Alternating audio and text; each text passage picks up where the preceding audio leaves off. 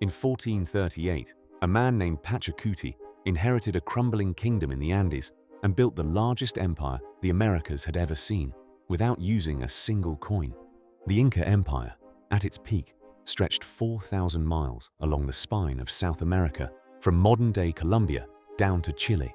It fed 12 million people, constructed 25,000 miles of roads through impossible mountain terrain, and moved armies across frozen passes at 15,000 feet.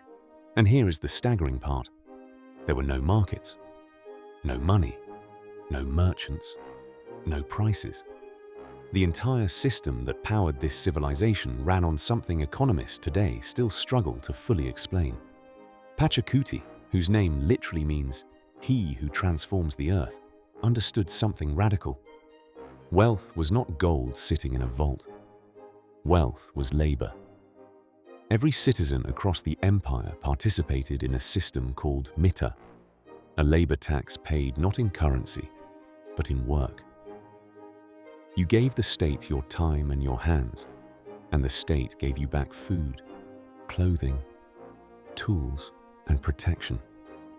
If you built a temple in Cusco, the imperial capital, you were fed from vast state warehouses stocked with freeze-dried potatoes and dried llama meat, preserved at altitude for years. Here is where the tension becomes extraordinary. This system demanded total accounting. Inca administrators used quipus, elaborate knotted strings that recorded quantities, census data, and labor obligations across hundreds of provinces. No writing system, just knots. And yet the logistics rivaled anything in the ancient world. When a famine struck one region, grain moved.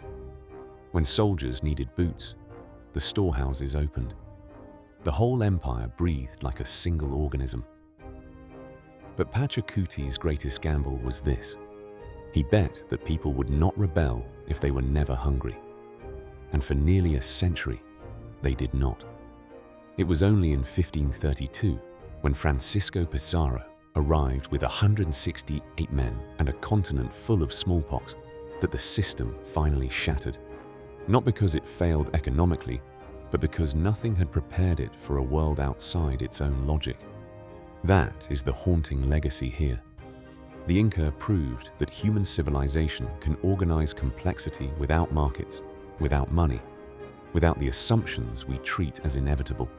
In an era where economists debate everything from universal basic income to post-scarcity futures, Pachacuti's empire quietly reminds us that the rules we follow were always a choice. If that kind of history moves you, subscribe. There is so much more to explore.